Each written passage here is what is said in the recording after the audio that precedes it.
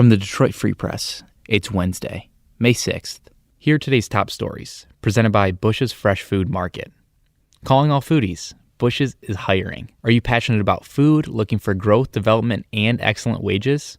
Come grow with Bush's and apply online at bushes.com/join-our-team. That's Bush's, BUSCHS.com/join-our-team. I'm David Jesse, the higher education reporter for the Detroit Free Press. Michigan Medicine will furlough, or lay off, more than 1,400 employees as the economic fallout of the COVID virus continues. There will also be a hiring freeze that will leave 300 current vacancies unfilled. The health system, run by the University of Michigan, will also pause the construction of a $920 million hospital.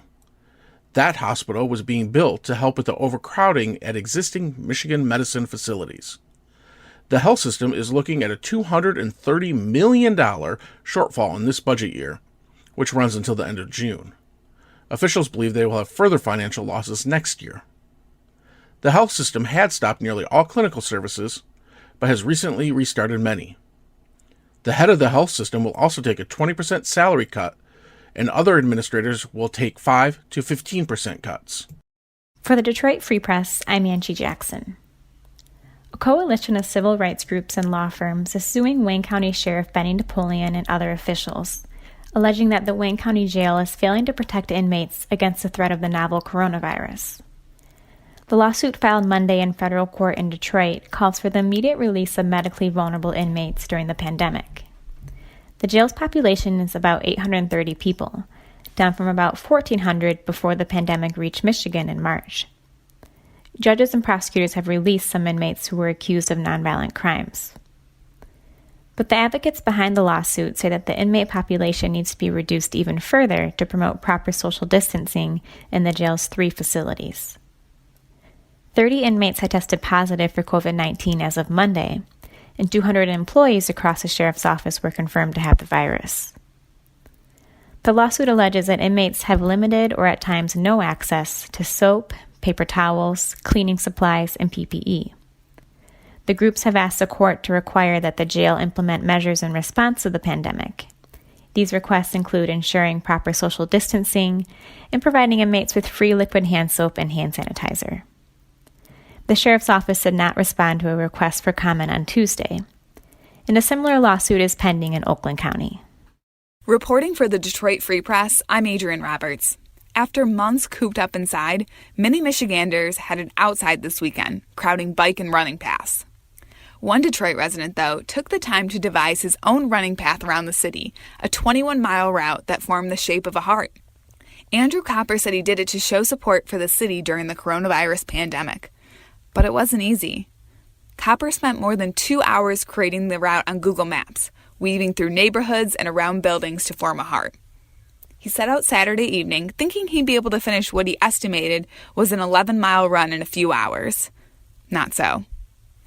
He made it home a little later and a little more sore than he expected, but was happy that he was able to do something to support his city.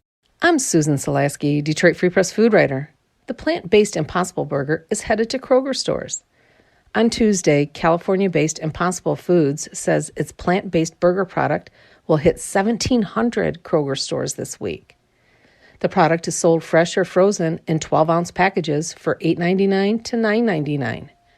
The push to retail comes at a time when meat processing plants and slaughterhouses have shuttered or slowed because of COVID-19 outbreaks.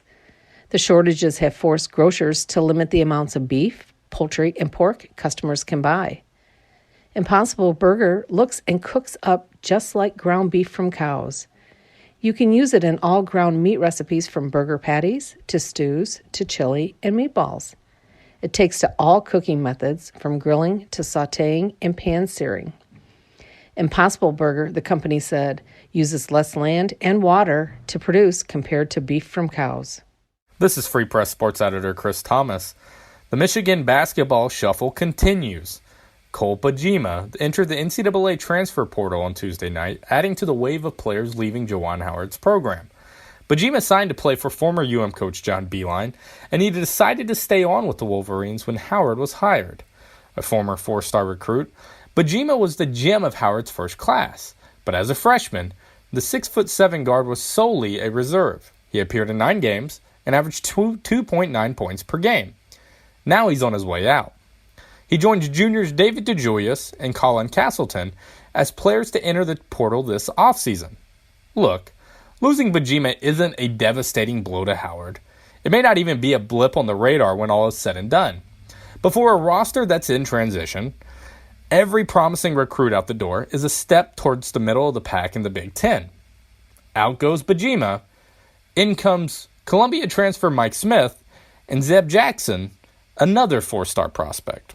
It will be up to them to help Howard's second team at UM stabilize the rockiness of a once stable program. Do you like what you're hearing in our news briefing? Let us know, whether it's a question, comment, or something you just want to hear. You can share your opinion by emailing us at voice@freep.com. That's voice@freep.com. See you tomorrow.